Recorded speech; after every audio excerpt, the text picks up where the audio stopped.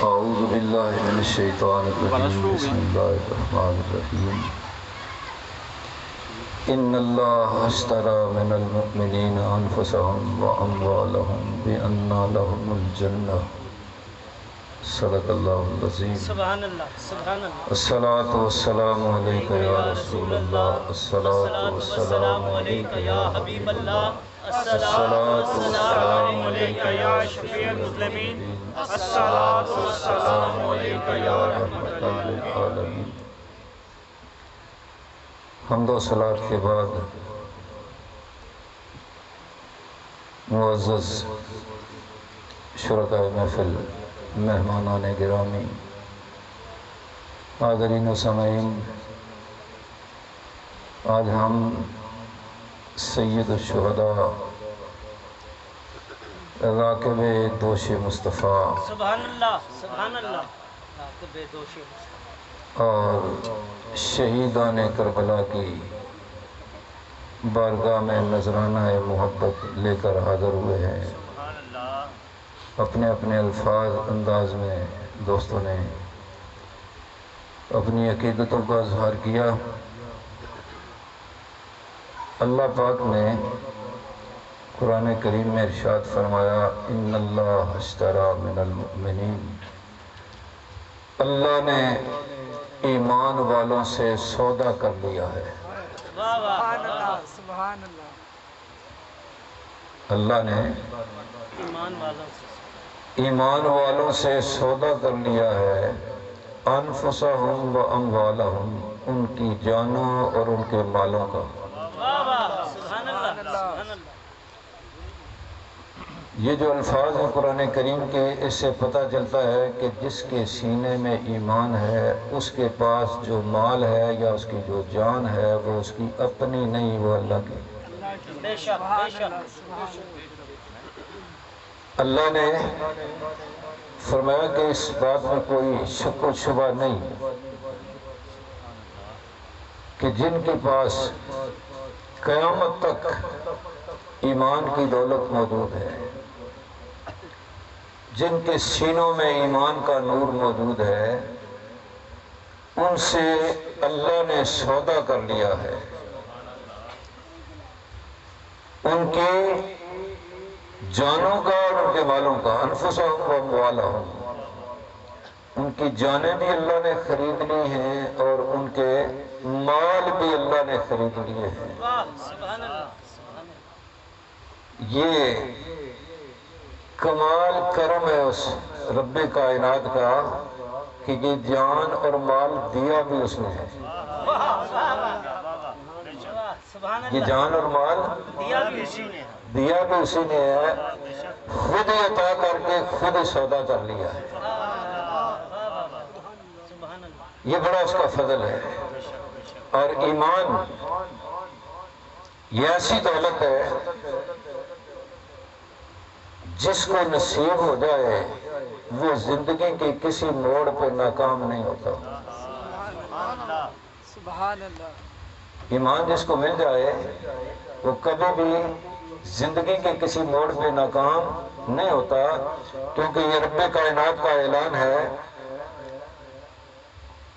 کہ جو اہل ایمان ہیں، جن کے پاس ایمان موجود ہے، وَأَنْتُمُ الْأَعْلَوْنَ، فرمایا کہ تم جو ایمان والے ہو، اعلون، تم غالب آؤ گے، ان کنتم مؤمنین، اگر تمہارے پاس ایمان کی دولت ہے. واہ واہ سبحان اللہ. مومن میدان جنگ میں نکلتا ہے جہاد کے لیے. ویسے یہ جو لفظ جہاد ہے نا، اس کا آسان ترجمہ ہے کوشش. اور مومن کی ساری زندگی کی کوشش اللہ کے لیے ہوتی ہے. واہ واہ واہ بے شک بے شک بے شک. ساری زندگی کی کوشش اللہ کے لیے ہوتی ہے. اس لیے مومن کو ہر وقت مجاہد کہا جاتا ہے، وہ جہاد میں ہوتا ہے. امام الانبیاء نے اپنے جانثاروں سے ارشاد فرمایا میدان جنگ سے واپس آتے ہوئے حضور نے فرمایا رجعنا من الجہاد الاصغر الى جہاد الاکبر. میرے آقا نے ارشاد فرمایا کہ میرے غلاموں ہم جہاد اصغر چھوٹے جہاد سے بڑے جہاد کی طرف آئے. عرض کہ یا رسول اللہ صلی اللہ علیہ وسلم حضور میدان جنگ میں دشمن کی گردنیں کاٹنا اور اپنی گردنیں کٹوانا یہ چھوٹا جہاد ہے؟ ہم تو واپس گھروں کو آ رہے ہیں، یہ بڑا جہاد ہے؟ میرے آقا نے فرمایا ہاں. وہ دشمن کے ساتھ جہاد تھا، اب واپس لوٹ کر زندگی میں ہم نے اپنے نفس کے خلاف جہاد کرنا ہے اور یہ بڑا جہاد ہے. سبحان اللہ سبحان اللہ، کیا بات. وہ چھوٹا جہاد ہے، یہ بڑا جہاد ہے. اس لیے مومن ہر وقت جہاد میں ہوتا ہے اور مجاہد ہوتا ہے ہر وقت. چھوٹے جہاد والا میدان جنگ میں شہید ہو جائے، قتل ہو جائے، مارا جائے تو بھی کامیاب ہے، اور اگر دشمن کو مار کے واپس آ جائے تو بھی کامیاب ہے.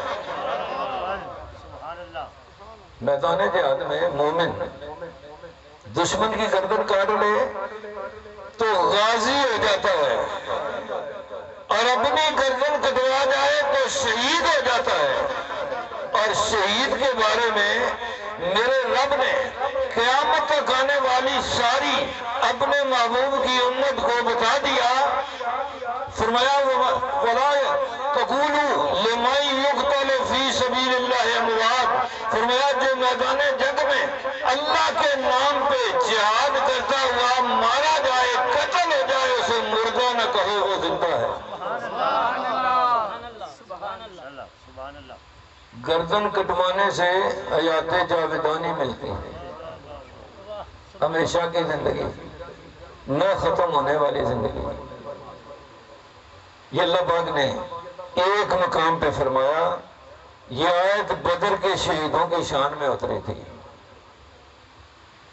میدان بدر میں نبی کریم کے غلام شہید ہوئے تو کچھ لوگوں نے یہ باتیں شروع کر دی کہ اگر یہ لوگ میدان جنگ میں نہ جاتے، گھروں میں بیٹھے رہتے تو آج زندہ ہوتے، مارے نہ جاتے، اپنے بیوی بچوں کے ساتھ کھاتے پیتے ہوتے. جب یہ باتیں ہونے لگی تو اللہ پاک نے اپنے حبیب کو ارشاد فرمایا محبوب ان کو بتا دو وَلَا تَقُولُوا لِمَن يُقْتَلُ فِي سَبِيلِ اللَّهِ أَمْوَاتٌ بَلْ أَحْيَاءٌ وَلَٰكِن لَّا تَشْعُرُونَ. فرمایا جو اللہ کے راستے میں قتل ہو جائیں انہیں مردہ نہ کہو، وہ زندہ ہیں، تمہیں ان کی زندگی کا شعور نہیں ہے. ان کی زندگی کو سمجھ نہیں سکتے. یہ کس کے لیے ہے؟ چھوٹے جہاد والوں کے لیے. چھوٹے جہاد اور جو جہاد اکبر کرتے ہیں، جن کی زندگی ساری اللہ کے لیے گزرتی ہے. امام الانبیاء سرور کائنات سید عالم صلی اللہ علیہ وسلم نے ارشاد فرمایا کہ شہید کے جسم سے نکلنے والا خون کا قطرہ زمین پر بعد میں گرتا ہے، شہید کو اللہ کا دیدار اس سے پہلے ہو جاتا ہے. اس لیے حضور نے فرمایا کہ شہید سے اگر پوچھا جائے کہ تیری خواہش کیا ہے تو وہ یہی کہے گا اللہ مجھے پھر زندگی دے، میں پھر تیرے نام پہ اپنی گردن کروں. ہماری نظر میں تو یہ بڑی تکلیف دہ بات ہے، گردن کا کٹ جانا بڑی سخت تکلیف دہ بات ہے. لیکن شہید کو اللہ کے دیدار میں جو لذت آتی ہے نا، اسے درد محسوس نہیں ہوتا. اس کی مثال قرآن کریم کے اندر موجود ہے. مصر کی عورتوں نے زلیخا کو تانے دیے کہ بادشاہ کی بیوی ہو کر ایک غلام کے اوپر فریفتہ ہو گئی ہے۔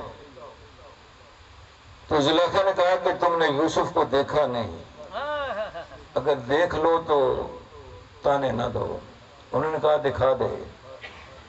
ایک دعوت کی، یوسف علیہ السلام کو بلایا، ان مصر کی عورتوں کے سامنے سے سیدنا یوسف علیہ السلام گزرے، وہ پھل کاٹ رہی تھی، جمال یوسف پہ نظر پڑی تو انہوں نے اپنی انگلیاں کاٹ دیں اور انہیں درد نہیں ہوا،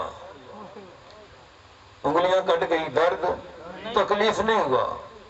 جناب یوسف علیہ السلام کی جمال میں وہ ایسی گم ہوئی، انہوں نے کہا ما ھذا بشر، فرمایا یہ کوئی بشر نہیں ہے، یہ تو بڑا معزز قسم کا فرشتہ ہے کوئی۔ حضرات محترم، جمال یوسف کو دیکھ کر مصر کی عورتوں کے ہاتھ کٹ جائیں، انہیں درد نہ ہو، تو جو اللہ کو دیکھ کر اپنی گردن کٹائے اسے کیسے درد ہو؟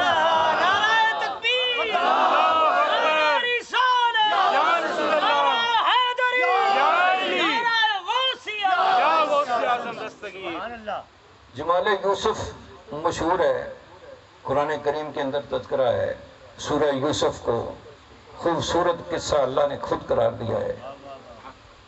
احسن القصص، سب سے خوبصورت واقعہ جناب یوسف علیہ السلام کا۔ سبحان اللہ۔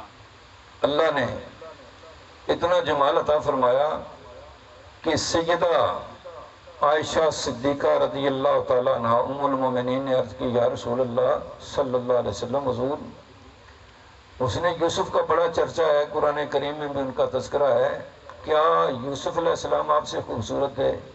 میرے آقا نے فرمایا کہ یوسف کا حسن ظاہر تھا، میرے حسن پہ اللہ نے 70,000 بشریت کے پردے ڈال رکھے۔ سبحان اللہ، سبحان اللہ، سبحان اللہ۔ فرمایا ایک پردہ بھی ہٹ جائے اور سورج اور چاند کی روشنی نظر نہ آئے۔ صدقے یا رسول اللہ، صدقے یا رسول اللہ، واہ واہ واہ۔ معراج کی شب مسجد اقصی میں 1,24,000 انبیاء کو میرے آقا نے نماز پڑھائی، امام الانبیاء کا لقب ملا۔ ان کے اندر بڑے جلال والے، بڑے جمال والے سارے پیغمبر موجود ہیں، یوسف علیہ السلام بھی ان میں۔ جناب یوسف علیہ السلام امام الانبیاء کو تعارف کرایا گیا، نبیوں کا تذکرہ میرے آقا کے سامنے ہوا، یہ آدم علیہ السلام ہے، یہ ابراہیم علیہ السلام اللہ کے خلیل ہیں، جنہوں نے اپنا جان، مال اور اولاد اللہ کے نام پہ قربان کر دی۔ سبحان اللہ۔ ابراہیم خلیل اللہ، یہ بات یاد رکھیں کہ پچھلا مہینہ جو گزرا ہے نا، ذی الحج ہے، اس مہینے کا بڑا گہرا تعلق ہے ابراہیم علیہ السلام کے ساتھ۔ یہ جو قربانیاں ہم کرتے ہیں نا، یہ اسی کی یاد میں کرتے ہیں۔ ہاں جی، اور یہ آج کا دن جو گزرا ہے محرم کی 10 تاریخ، محرم اسلامی سال کا پہلا مہینہ ہے اور ذی الحج اسلامی سال کا آخری مہینہ ہے۔ پہلے مہینے کی 10 تاریخ کو جو قربانیاں میدان کربلا میں ہوئی ہیں، ان کی کوئی مثل، کوئی مثال نہیں۔ بے شک، بے شک۔ اور ذی الحج کی 10 تاریخ کو اللہ کے خلیل نے جو قربانی پیش کی ہے، اس کی بھی مثال نہیں۔ کائنات میں جتنے بھی لوگ آئے، جناب خلیل اللہ علیہ السلام سے پہلے کسی کو یہ حکم نہیں ہوا کہ اپنے بیٹے کو اللہ کے نام پہ ذبح کرو۔ قربانیاں بڑی ہوئی ہیں، اس سے پہلے بھی ہوتی رہی ہیں، بعد میں بھی، لیکن ایسی قربانی کہ اپنے بیٹے کو اللہ کے نام پہ، یہ بات یاد رکھیں، اللہ کے نام پہ۔ اللہ کا نام جسے مل جائے وہ نہ جان کی پرواہ کرتا ہے نہ اپنے بیٹے کی پرواہ کرتا ہے، بس ہم قربان کر لیتا ہے۔ تمنا یہ کرو کہ اللہ کا نام مل جائے۔ جناب ابراہیم علیہ السلام کو خواب میں اللہ نے حکم دیا کہ اپنے سب سے پیاری چیز اللہ کے نام پہ قربان کرو۔ اونٹ ذبح کر دیے، پھر خواب آیا اس سے بھی پیاری گائے ذبح کر دیں، اس سے بھی پیاری۔ اللہ کے خلیل سمجھ گئے، جناب اسماعیل کو لے کر بستی سے باہر جا کر کہنے لگے کہ بیٹا مجھے خواب آیا ہے کہ تجھے اللہ کے نام پہ ذبح کرتا ہوں۔ جناب اسماعیل علیہ السلام اللہ کے نبی ہیں، وہ سمجھ گئے۔ انہوں نے یہ نہیں کہا کہ ابا جی یہ خواب ہے، خواب کے حال ہوتے ہیں، خواب سچے بھی ہوتے ہیں غلط بھی ہوتے ہیں۔ اللہ کا نبی جانتا ہے کہ نبی کا خواب بھی سچا ہوتا ہے۔ خواب آتے ہیں نا، ہمیں بھی خواب آتے ہیں، اچھے بھی برے بھی، صحیح بھی ہوتے ہیں غلط بھی ہوتے ہیں۔ بہت کم صحیح ہوتے ہیں ہمارے خواب، زیادہ خیال ہوتے ہیں اور شیطانی خواب ہوتے ہیں۔ اللہ کے نبی کا خواب ایسے ہی ہوتا ہے جیسے عالم بیداری میں کوئی حکم ہوا اور 100% سچے ہوتے ہیں۔ جناب اسماعیل نے عرض کی کہ آپ کو جو حکم ہوا ہے آپ کر دیں، مجھے آپ صبر کرنے والا پائیں گے۔ جناب خلیل اللہ نے اسماعیل علیہ السلام کو قربانی کے لیے تیار کیا، لٹا دیا اور چھری گلے پہ رکھ دی، گلے پہ چھری رکھ دی۔ اللہ نے فرمایا ہے میرے خلیل تو نے خواب سچ کر دکھایا ہے، سبحان اللہ سبحان اللہ، تو نے میرے حکم کی تعمیل کی ہے۔ اسماعیل علیہ السلام کی جگہ جبریل امین کو حکم ہوا کہ جنت سے دمبا لے آؤ، وہ دمبا اسماعیل کی جگہ پہ لٹا دیا اور اس کو اللہ کے خلیل نے ذبح کر دیا۔ اس قربانی کی یاد ہم کرتے ہیں ہر 10 ذی الحج کو، ہر سال یہ جو قربانیاں کرتے ہیں یہ اس کی یاد کو تازہ کیا جاتا ہے۔ حضرات محترم، میں جو بات یہ کر رہا تھا کہ ہم نبی کریم کے امتی ہیں، اہل ایمان ہیں، ہمارے سال کی ابتدا بھی قربانی سے اور انتہا بھی قربانی، سبحان اللہ، اور یہ قربانیاں ہمیں درس دیتی ہیں کہ ہماری زندگی کا مقصد ہی قربانی ہے۔ ہماری زندگی کا مقصد قربانی یہ نہیں کہ سال کے بعد ایک دفعہ جانور ذبح کیا، یہ تو اللہ کے خلیل کی یاد تازہ کی جاتی ہے۔ ان دونوں قربانیوں سے ہمیں درس ملتا ہے کہ ہم نے اللہ کی راہ میں جان مال اولاد اور ہر قسم کی قربانی پیش کرنی ہے۔ تو حضرات محترم، پروردگار عالم نے ارشاد فرمایا ان اللہ اشتری من المؤمنین، اللہ نے مومنوں سے سودا کر لیا ہے، اہل ایمان سے خرید لیا ہے، انفسہم واموالہم، ان کی جانوں کو بھی اور ان کے مالوں کو بھی۔ اب یہ فیصلہ ہم نے کرنا ہے کہ ہمارے پاس جو کچھ ہے یہ اللہ کا ہے یا نہیں۔ اگر سینے میں ایمان ہے تو پھر تو فیصلہ ہو چکا ہے، اگر ایمان نہیں تو پھر ہم سوچتے رہیں گے اور ساری زندگی سوچتے سوچتے گزر جائے گی، فیصلہ نہیں ہوگا، کیونکہ یہ خطاب ایمان والوں کو ہے۔ اللہ نے فرمایا وَمِمَّا رَزَقْنَاهُمْ يُنْفِقُونَ، فرمایا کہ میں نے اہل ایمان کو جو کچھ دیا ہے اس میں سے میری راہ میں خرچ کرتے ہیں۔ اس سے یہ پتا چلا کہ ہمارے پاس جو کچھ بھی اللہ کا ہے، ہمارا نہیں ہے۔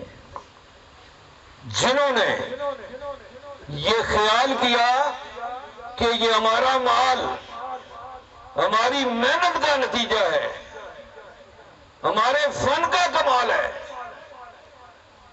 ہم یہ اپنے علم کی وجہ سے کمایا ہے، وہ قارون اور فرعون بن گئے۔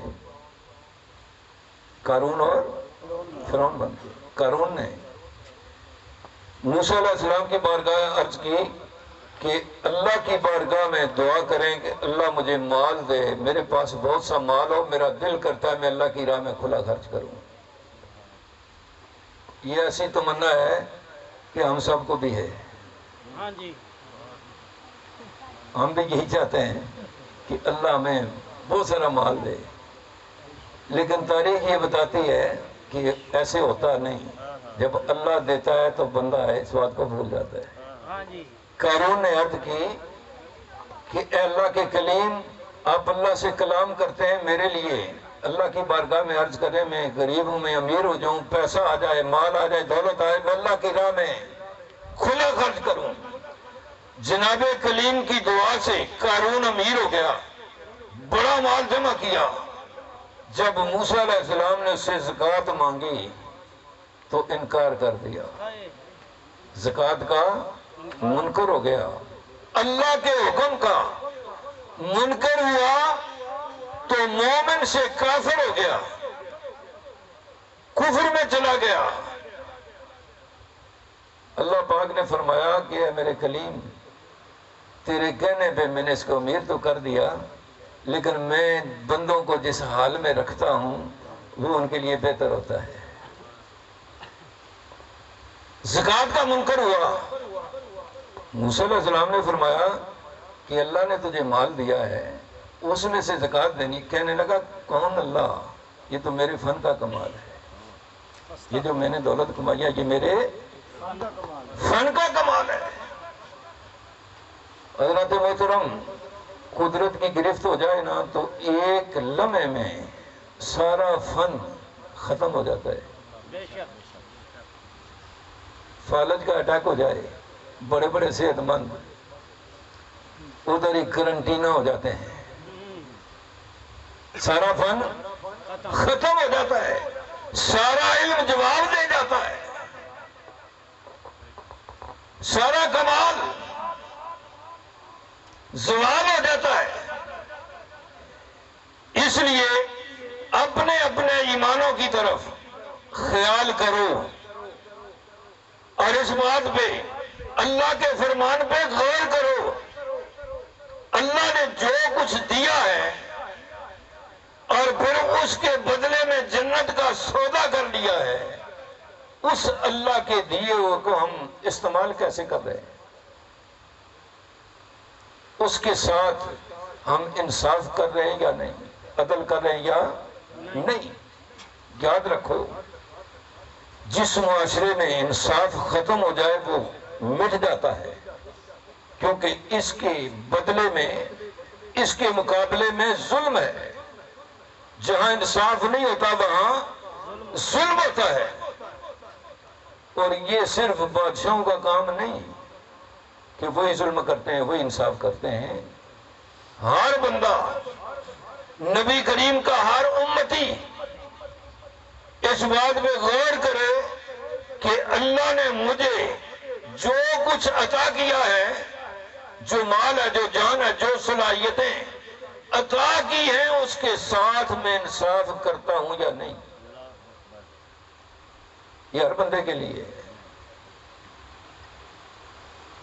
لیکن ہم صرف اپنے لیے سوچتے ہیں، صرف اپنے لیے، کہ میرے ساتھ انصاف نہیں ہوا، میرے ماں باپ نے میرے ساتھ انصاف نہیں کیا، میرے بھائی نے میرے ساتھ انصاف نہیں کیا، میرے رشتہ داروں نے، میرے دوستوں نے، میرے محلے داروں نے مجھ سے انصاف نہیں کیا۔ ہماری سوچ یہاں تک ہے۔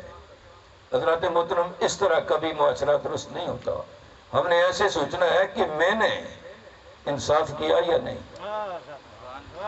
میں نے اپنے ماں باپ سے انصاف کیا یا نہیں، میں نے اپنے بیوی بچوں سے انصاف کیا یا نہیں، میں نے اپنے بہن بھائیوں سے انصاف کیا یا نہیں۔ معاشرے تب درست ہوتے ہیں، لیکن ہم ایسا نہیں، ہماری سوچ الٹی ہے۔ ہم چاہتے ہیں کہ ساری کائنات ہمارے ساتھ انصاف کرے اور ہم کچھ بھی نہ کریں۔ ایسے معاشرے درست نہیں ہوتے۔ ہر بندہ اپنی جگہ پہ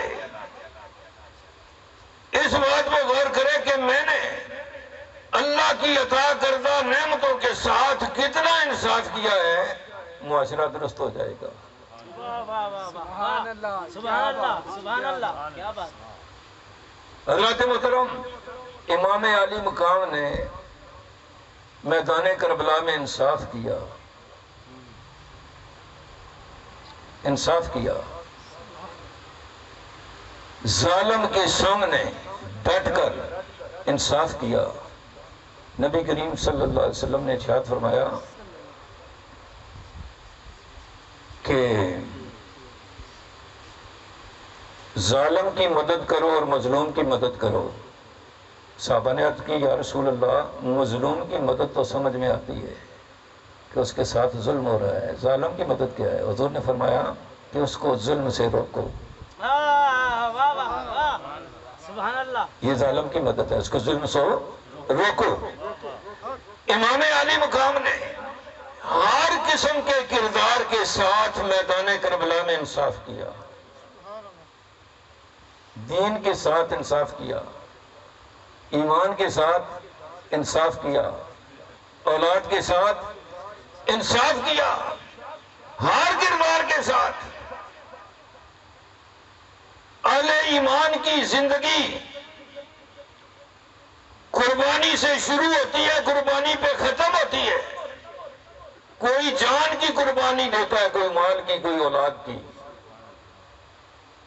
اور میدان کربلا میں جو قربانیاں ہوئی ہیں ان کے اندر ساری قربانیاں موجود ہیں۔ سبحان اللہ سبحان اللہ، پوری کائنات میں ازل سے لے کے اب تک جتنے لوگ جس قسم کی قربانیاں بھی اللہ کی بارگاہ میں پیش کرتے ہیں، وہ ساری قربانیاں میدان کربلا کے اندر موجود ہیں۔ سبحان اللہ سبحان اللہ، ایسی قربانیاں نہ اس سے پہلے کوئی دے سکا، نہ کوئی بعد میں دے گا، اس لیے کہ حسنین کریمین کے علاوہ جنت کا سردار بھی اور کوئی ہو نہیں سکتا۔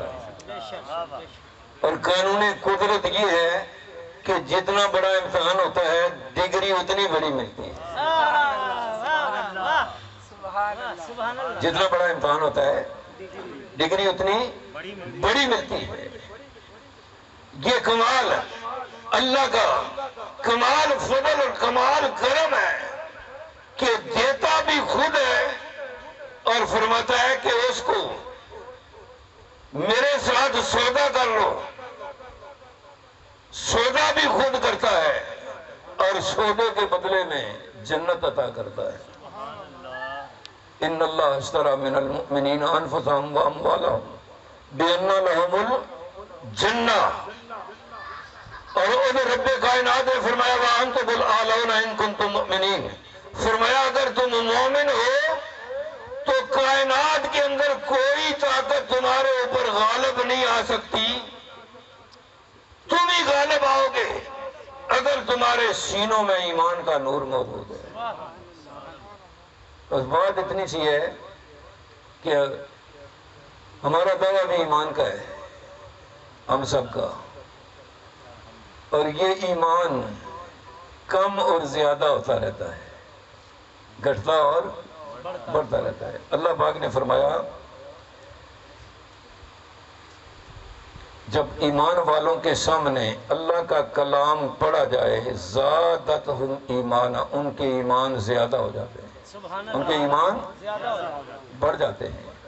اسی طرح جو لوگ ہر وقت اللہ کا نام لیتے ہیں، اللہ کا ذکر کرتے ہیں، ان کا ایمان بھی بڑھتا رہتا ہے، سبحان اللہ سبحان اور جو اللہ کی یاد سے غافل ہو جاتے ہیں ان کا ایمان کمزور ہو جاتا ہے، اور کمزور ایمان والے کے سامنے جب امتحان آئے تو وہ کھڑا نہیں ہو سکتا، وہ اللہ، کھڑا نہیں ہو سکتا۔ ایمان مضبوط ہو، بڑے سے بڑا امتحان آ جائے، امام علی مقام کی طرح مومن ڈٹ جاتا ہے، جان دے دیتا ہے، جان دے دیتا ہے، پیچھے نہیں ہٹتا۔ ہم حسینی ہیں،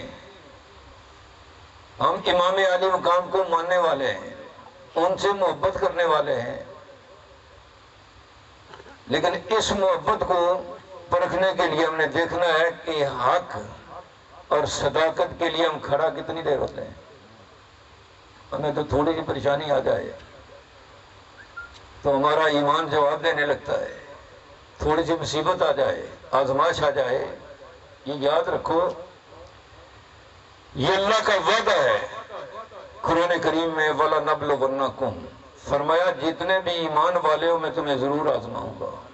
من الخوف والجوع ونقص من الاموال والانفس والثمرات. یہی چیزیں ہیں جو کائنات میں انسان کے پاس ہوتی ہیں. ان ساری چیزوں سے رب کائنات نے فرمایا میں ضرور آزماؤں گا. آزمائش ایمان کے لیے شرط ہے، جیسے وضو نماز کے لیے شرط ہے. بغیر وضو کے نماز نہیں ہوتی. بغیر آزمائش کے ایمان بھی اہل ایمان کے لیے آزمائش شرط ہے. یہ قانون قدرت ہے اور ہمارے لیے اللہ نے اس کام کو آسان کر دیا. ہمیں پہلے ہی بتا دیا کہ میں کن کن چیزوں سے آزماؤں گا. دیکھو نا، امتحان دینے سے پہلے بندے کو پتہ چل جائے کہ کون کون سے سوال آئیں گے، پھر بھی وہ فیل ہو جائے تو اس سے نالائق کو بندہ ہو سکتا ہے.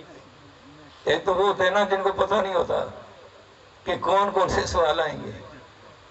ہمیں تو امام الانبیاء کے صدقے میں اللہ نے سب کچھ بتا دیا ہے. پھر بھی ہم فیل ہو جائیں تو ہم نے اپنے ایمان کی طرف نگاہ کرنی ہے، دیکھنا ہے کہ ہمارے اندر ایمان کتنا ہے. اس ایمان کو سینوں کے اندر محفوظ بھی کرنا ہے اور مضبوط بھی کرنا ہے. سینوں کے اندر محفوظ بھی اور پروردگار عالم نے کمال کرم کرتے ہوئے ہمیں ایمان کی دولت عطا فرما دی. اب اس کو محفوظ کرنا اور مضبوط کرنا یہ ہمارا کام ہے. جتنا ہم محفوظ کریں گے، مضبوط کریں گے، اتنے ہم حسینی کہلائیں گے. دیکھو نا، امام علی مقام کے نام پہ صرف زبانی کلامی تقریر کرنا ہی محبت کا نام نہیں ہے. کردار کے اندر بھی حسینیت نظر آنی چاہیے. جب تک ہمارے کردار حسینی نہیں ہوں گے یہ محبت عارضی ہوگی. یہاں سے آپ تذکرہ سن کر گھر تک جائیں گے تو امام حسین کی محبت ہوگی، گھر جائیں گے تو ختم ہو جائے گی. لیکن کردار ایمان کے مضبوط ہونے سے کردار مضبوط ہوتے ہیں اور اسی کردار کا نام حسینیت ہے. سبحان اللہ. امام علی مقام کے میدان کربلا میں بچ جانے والے صاحبزادے سید الساجدین امام زین العابدین. سبحان اللہ.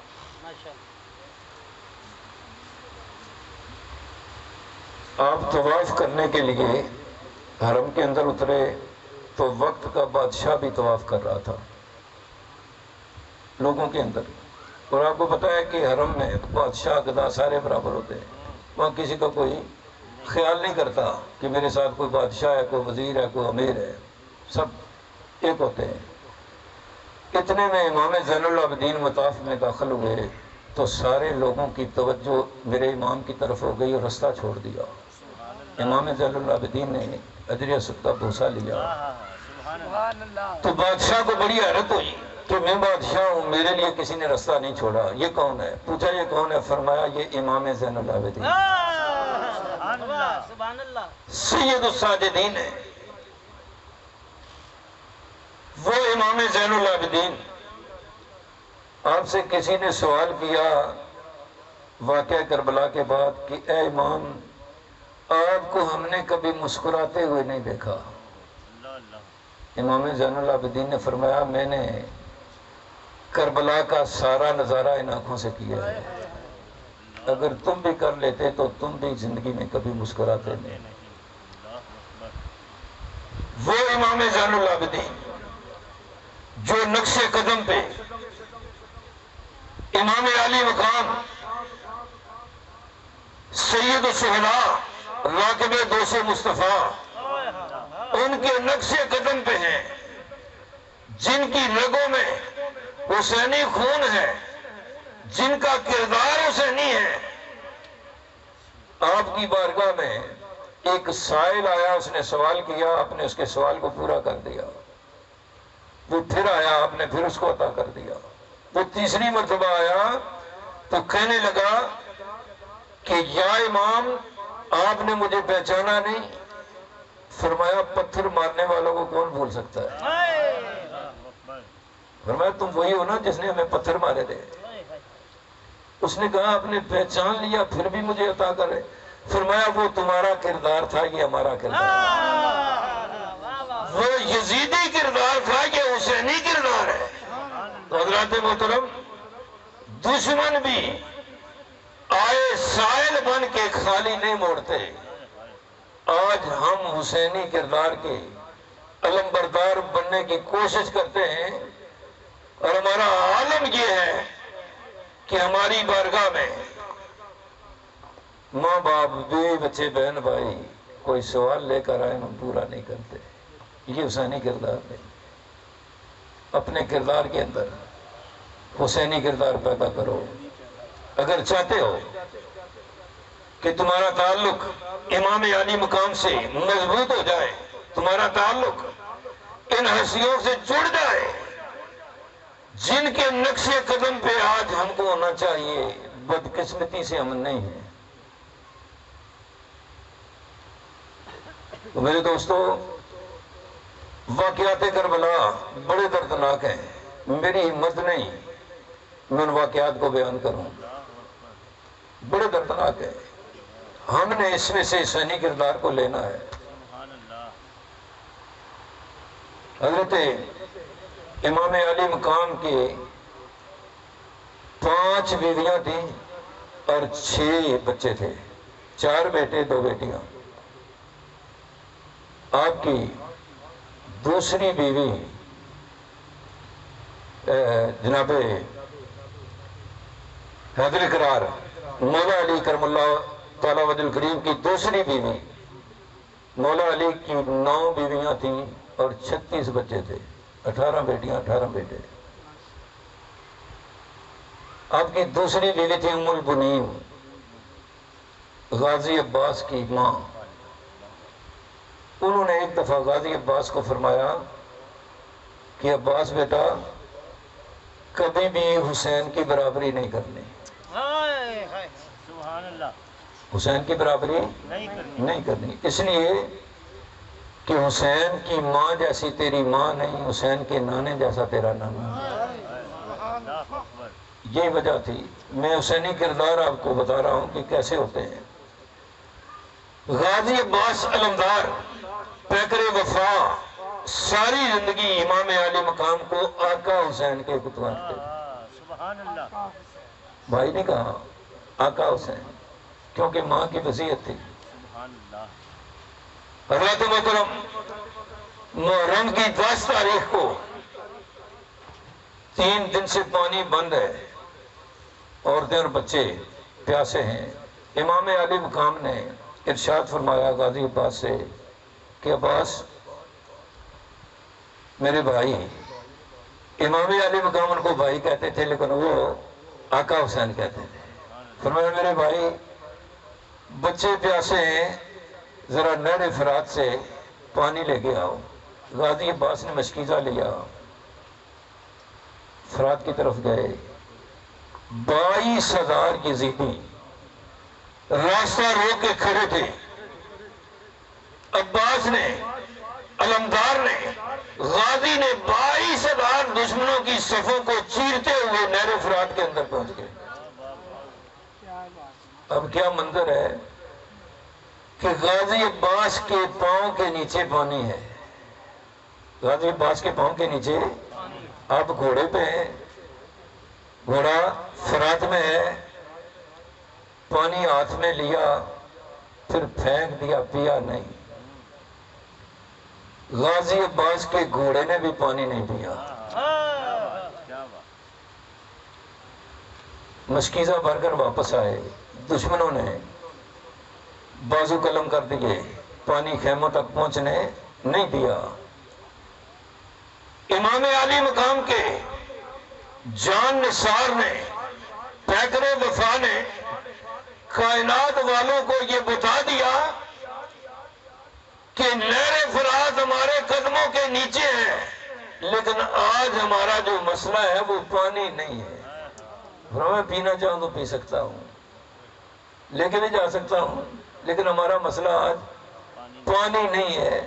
آج ہمارا مسئلہ اس کی رضا ہے، سبحان اللہ، اس کی قوت ہوندیاں زور نہ لایا، بیٹھے من رضائیں، پانی بعد پیاسے تر گئے، دین دنی دے سائیں۔ حضرات محترم، ہم نے واقعہ کربلا سے جو درس لینا ہے، سبق لینا ہے، وہ یہ ہے کہ مومن کی زندگی اللہ کی رضا کے لیے ہونی چاہیے، اللہ کی رضا کے لیے۔ بدقسمتی سے آج ایسا نہیں ہے ہماری زندگی۔ ہم اپنے آپ کو کہلاتے تو مومن ہیں، لیکن ہماری زندگی، ہمارا کردار کو اس کی برعکس ہے، اس کے خلاف ہے۔ یہ ایمان کی کمزوری ہے، اس کمزوری کو ہم نے دور کرنا ہے۔ مومن کی زندگی، ایک تو ہم نے سینوں میں ایمان کو محفوظ اور مضبوط کرنا ہے، اس کے بعد مومن کی زندگی کا مقصد اللہ کی رضا ہے۔ زندگی کے ہر شعبے میں جب اللہ کی رضا لے کر ہم نکلیں گے تو انصاف قائم ہوگا اور ظلم کا خاتمہ ہوگا، پھر کامیابی ہوگی۔ انصاف قائم ہوگا اور ظلم کا خاتمہ ہوگا۔ اس کے لیے میرے امام نے بتایا کہ وطن قربان کرنا پڑے تو کر دو، مال قربان کرنا پڑے تو کر دو، اولاد قربان کرنی پڑے تو کر دو، جان قربان کرنی پڑے تو پھر عدل قائم ہوتا ہے، پھر حق اور انصاف قائم ہوتا ہے۔ تو حضرات محترم، آج ان ہستیوں کی بارگاہ میں ہم نذرانہ محبت پیش کرنے کے لیے یہاں جمع ہوئے ہیں اور ان کو سلام پیش کرتے ہیں، جن کی نقش قدم پر چل کر ہر مومن اپنی زندگی کو کامیاب بنا سکتا ہے، دنیا میں بھی اور آخرت میں بھی۔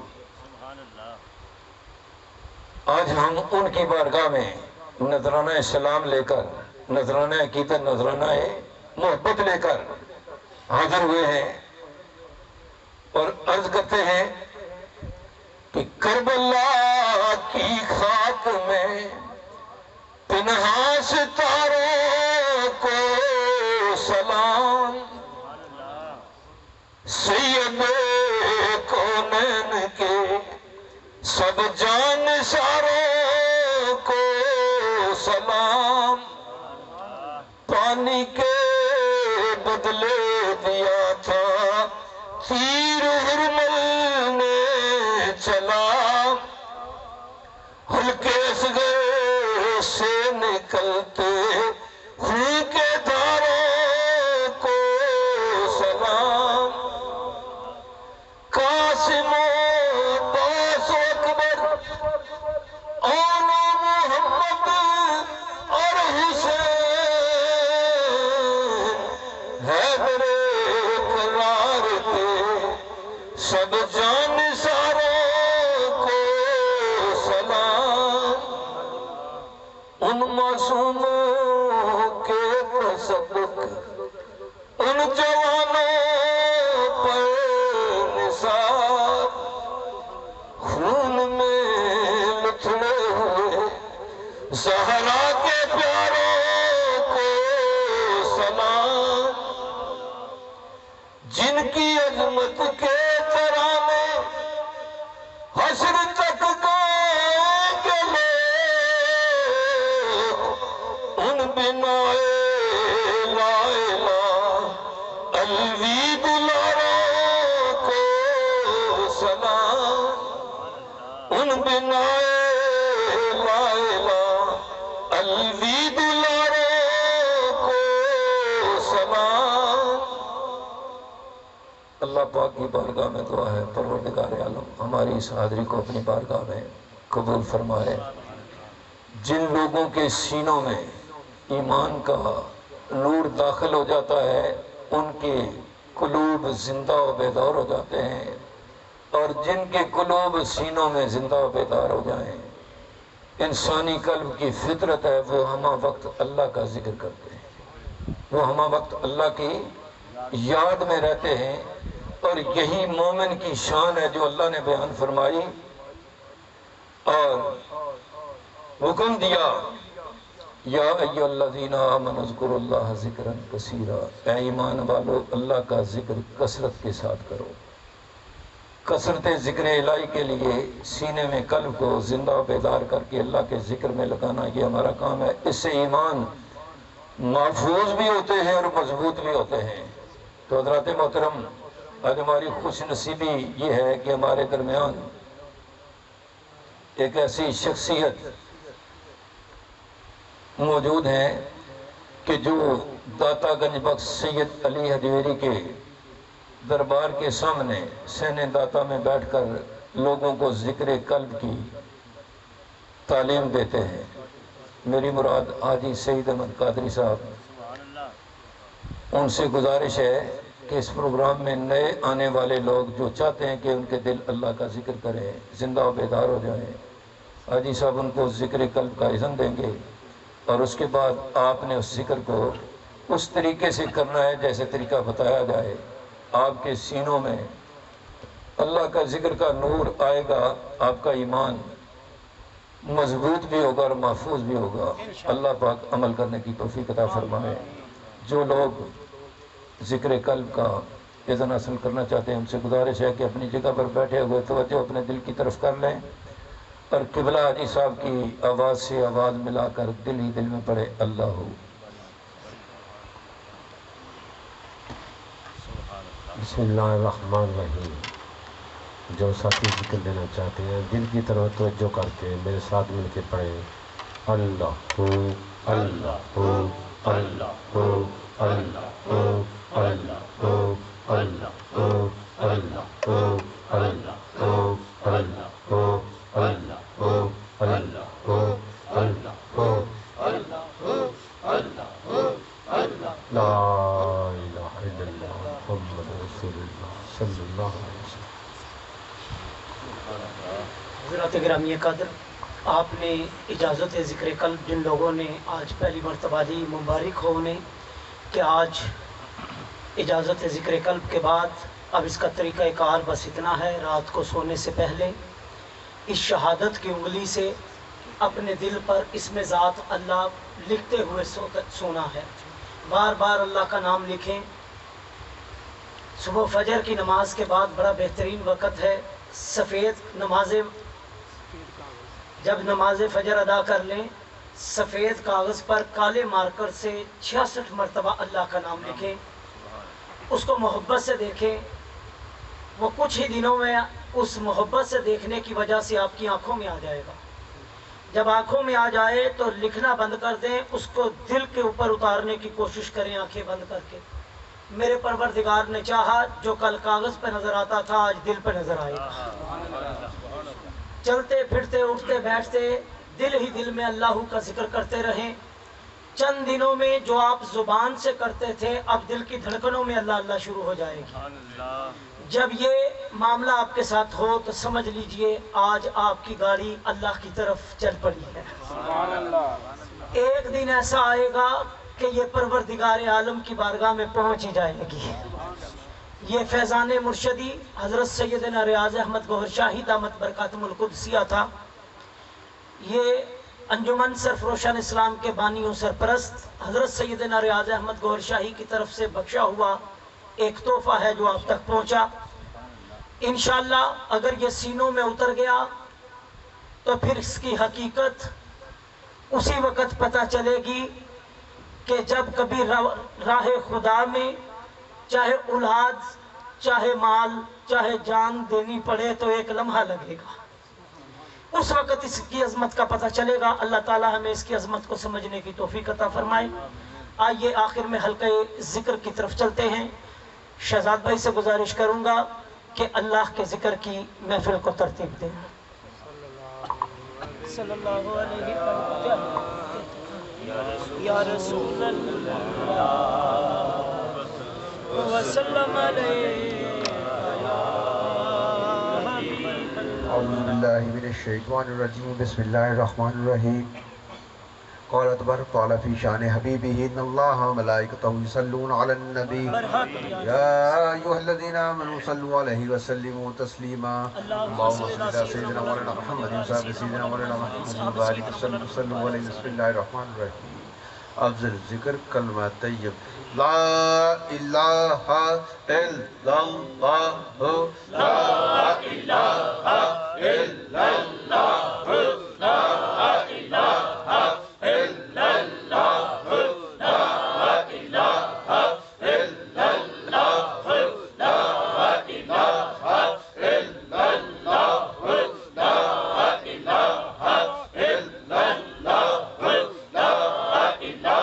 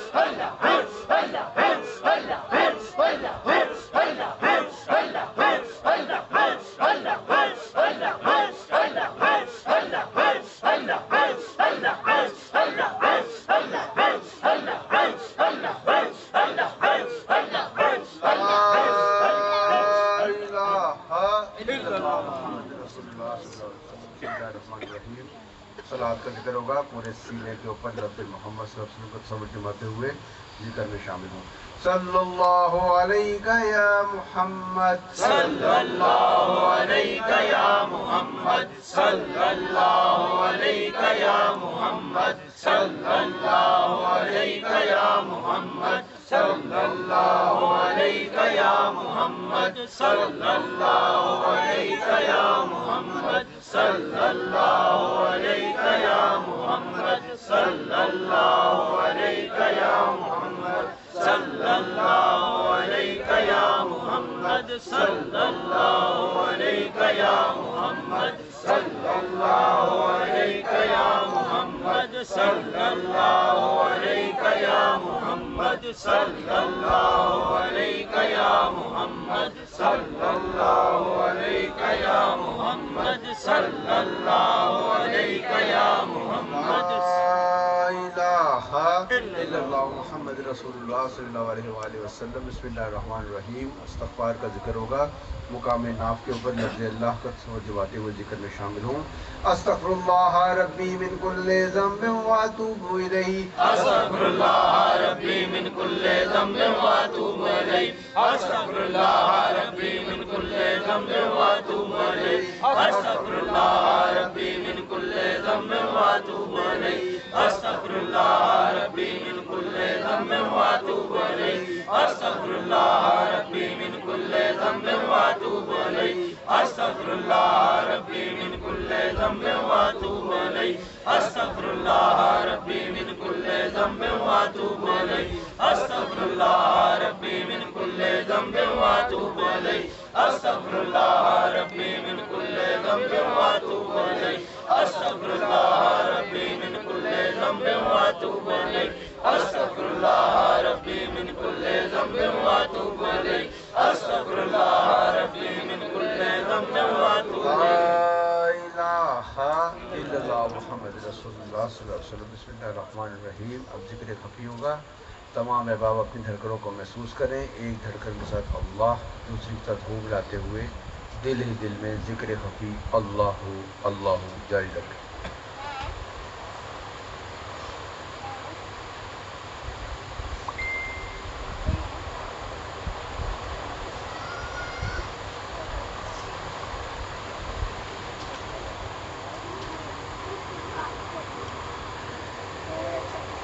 ला इलाहा इल्लल्लाह मुहम्मद रसूलुल्लाह सल्लल्लाहु अलैहि वसल्लम। मुस्तफा जाने रहमत हो सलाम शमाए बज़्म में